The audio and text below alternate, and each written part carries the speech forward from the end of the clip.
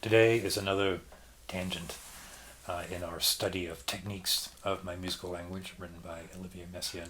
We're going to actually look at the combination of the first chord in the Vingt regard, piece for piano, and a mantra from my meditation practice. So the two combined by happenstance in one of my practice sessions, and I thought I would talk through, ultimately leading to this, which is my analysis of the experience. So it's a tangent. We will get back to the chapters on form. We'll finish the chapter on form that we started a couple months ago now, but I have been taking a few sidebars. A couple weeks ago we talked about tonomere and the liturgical constructs of Messiaen's music, or rather the self-consideration of the composer as a liturgist or as a theologian commenting on liturgy. So go back and check that out. Today, though, I will excuse this tangent because it really does fit in with the broader interest that I have with this whole process. I'm going to keep that in because it was quite a pleasant little chirp. You know, I've said that I'm studying Messiaen's music because it's a wonderful use case for a larger hypothesis or a larger intuition, which is that music is a representation of the human phenomenon. That when we write music, when we listen to music, when we use music socially or liturgically, we are doing that because the nature of music, the phenomenon of music, is one that mirrors closely the phenomenon of being human, and that as we manipulate our techniques of music, our compositional techniques, our performance techniques, our listening skills, we are also resonating with the same kinds of questions that come up with our study of being human. There's also some banging going on in the background. I'm going to leave that in too. Mostly because I'm too lazy to do a lot of quick edits. So, what do I mean by that? Well, music is a phenomenon that occurs within time. It begins, it unfolds over time with various surface characteristics, the techniques of the sound. It is constructed or not constructed. It is referential or not. So it does its thing, and then it ends. So it is time-bound, but it is also something we can extract from time and analyze. We can consider a score, we can consider a recollection of the music and piece it back together in our kind of secondary audition within our memory. We can anticipate hearing something in a repetition, or even just literally the anticipation of hearing something that's not yet happened. Music fits into the way that we think about ourselves in a lot of ways. And Messiaen, as a composer, is, I think, particularly aware of that. His music points towards the spiritual, it points towards the celebration of liturgy. And it does that by unfolding certain harmonic and rhythmic patterns that he talks about in techniques. And those patterns tend towards actually a kind of stasis, because the motion of time is condensed in Messiaen's music. And so when we consider a piece of music as an entity outside of time, which is easier to do with Messiaen's music because it is an interest of his. The nature of time is something that he is deliberately deploying within his composition. When we do that, we are also learning about our own processes and our own metabolic knot that sustains us in time. We also, of course, begin, unfold in a number of different ways throughout our life, and then sort of fade off in some way at the end.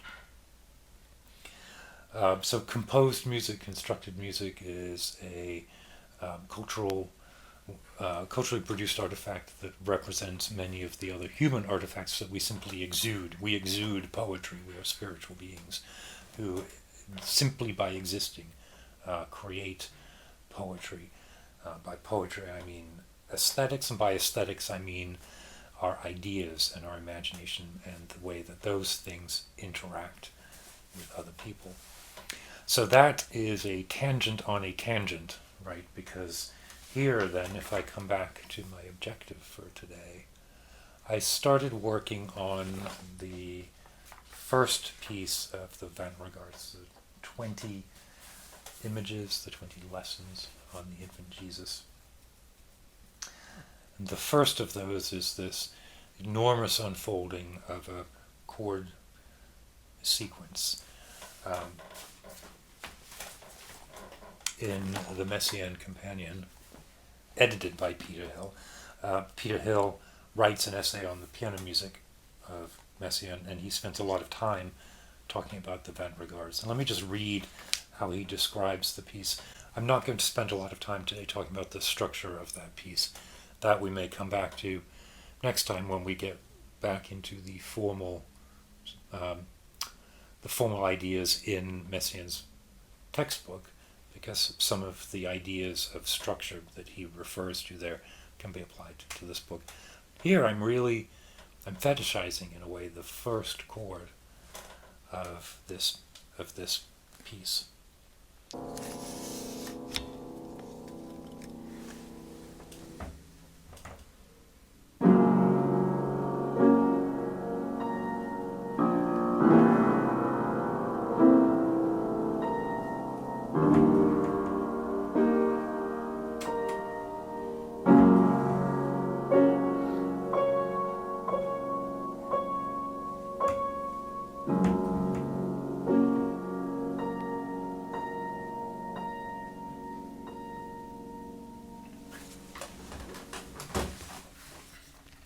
So remember, we're going to end up here.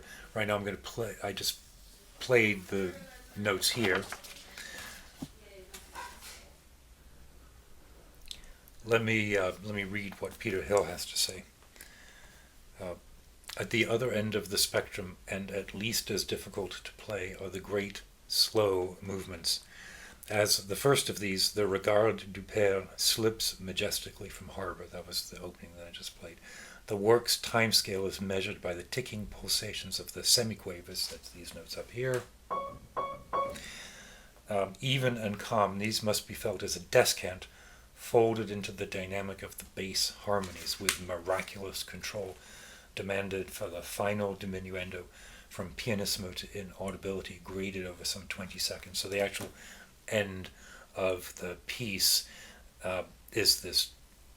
There's I forget how many repetitions of that octave, but yes, it does last about 20 seconds, and it starts at pianissimo and it gets quieter and quieter from there. So it's incredibly difficult to pull off, particularly if you're trying to perform it and you actually want people to hear it. The opening 5 chords, which are the chords I played, are the theme of God. Messiaen calls it that. And they remind us of Messiaen's fascination with sequences of chords bound by a common pedal note.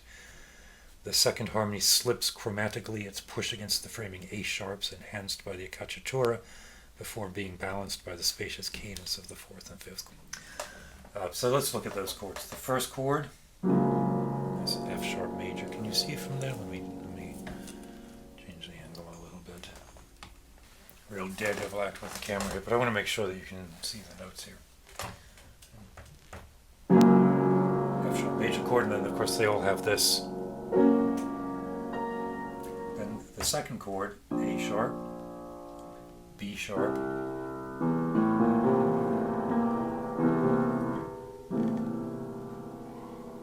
the third chord,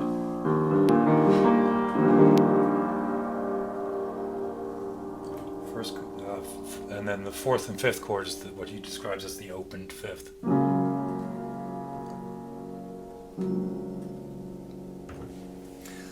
So when Hill describes it as being bound by the A sharp, that's this note here, right? So the chord 1, 2, 3,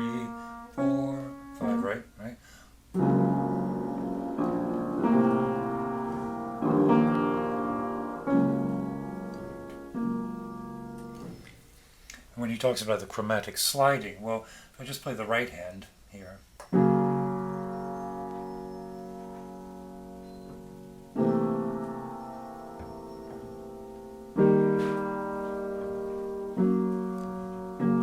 so we start with A sharp and F sharp, and then the next chord introduces the A natural with the A sharp and then E. So I think the way to look at that, if you're looking at voice leading, is A sharp and F sharp, A natural and E, and then the third chord. So you have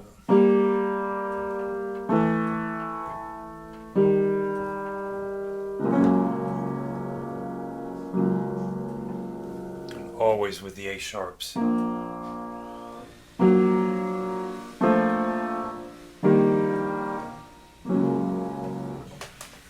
So that's, I think, the way to look at the way that I look at those, because rather than trying to figure out the Roman numeral analysis or anything, think of it as a nice, nice voice leading exercise like that.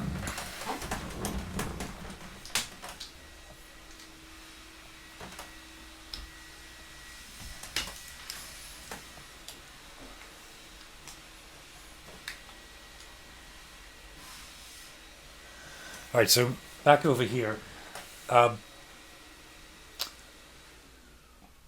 What was the experience that I was talking about meditation, mantra, and Messiaen? So as I was practicing those chords and really trying to memorize them, two things came to my mind as an overlay of my meditation practice. So sometimes in my meditation practice, I am focused on nothing. I'm practicing big sky meditation, observing perhaps the display of thoughts as they arise and perform, as thoughts arise, abide, and then disperse.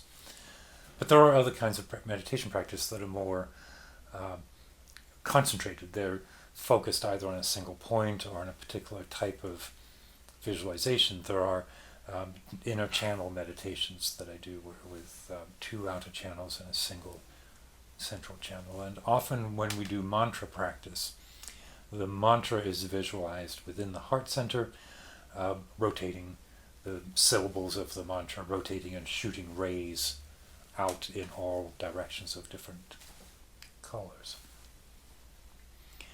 I found myself, as I was trying to memorize this chord and the chords of the entire piece, I found myself wondering if I could feel it as a part of the central channel, not an alignment of the notes to the chords. I wasn't looking for resonance of intervals, but just as a general thought. And so that's where this first part of the image here came. This is a doodle that I use for myself often when I'm trying to represent myself meditating. And you can see here I drew in the notes of the first chord. And don't get hung up on the register and the notes. I'm not saying that a sort of F sharp, A sharp below middle C corresponds to my throat chakra. What I'm representing is that as I'm considering these chords, I'm imagining them as a column that unfolds. Let me get my face back here. That unfolds in a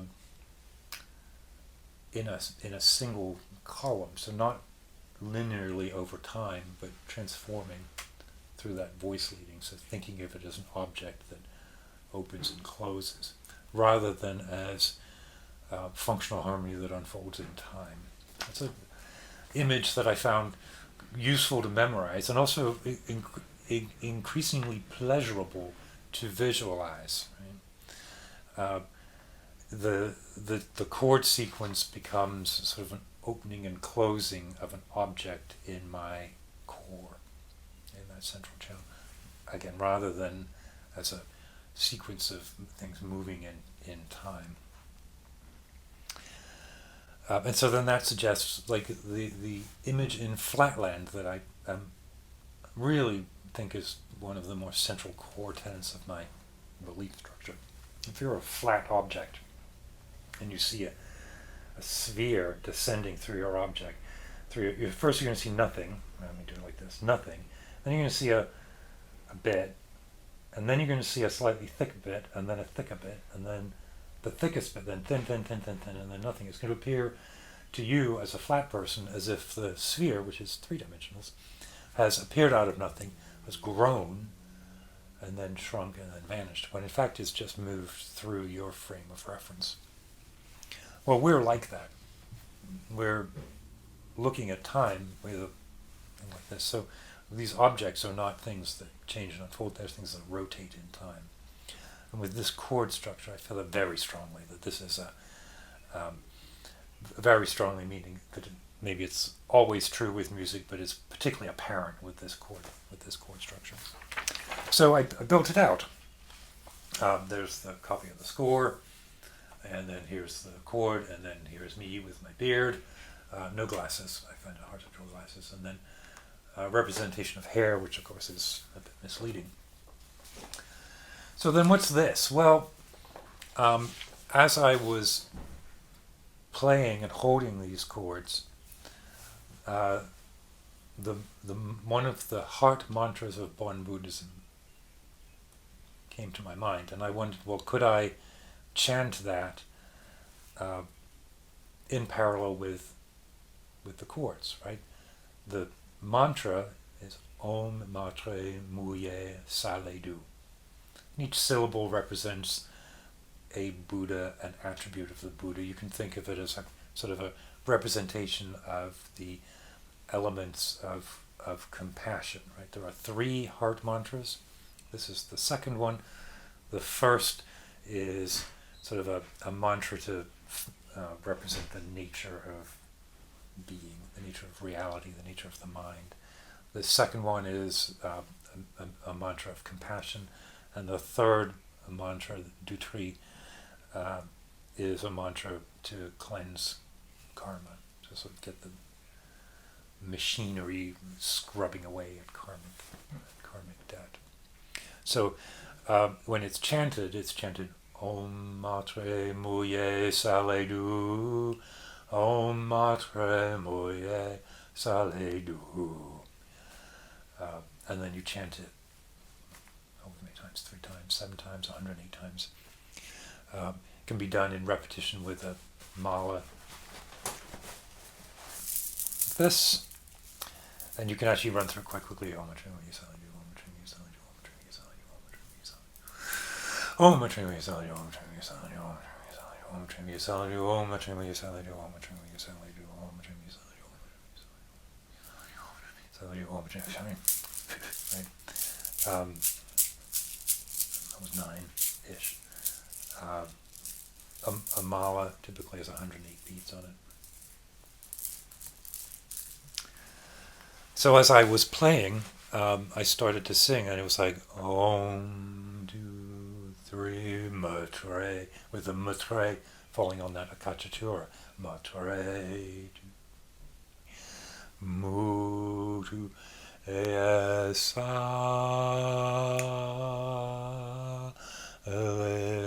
Du. And it sort of filled the music with this color of a dark green speckled with earth. Right? So that's the kind of color that I associate with that mantra. It's not really canonically correct, but it fits with my. It's what I feel and hear. And so within the structure of those chords, I started to feel this additional sound that was drawn and based on the mantra. So I added in on my picture, this is a representation from one of the study texts of the mantra. Again, you can typically visualize these in your heart center, and at some point they start to rotate, cast out rays and beams. In this particular case, the rays and beams transform all beings that they encounter, all beings into Buddhas. And so then when you meet another being, they are a Buddha, and so compassion is a natural and easy response to have. So I found that it was a warm and healing sensation to do this. And I'm going to flip back over and just kind of end this by running through that mantra a few times, and then pack up. So this is the analysis again. Just get a final shot of it there. If you have any questions, please drop me a note. Please do subscribe. And I do like getting questions and comments. It makes me. It's good to be challenged on some of what we're saying here. So back over to the piano.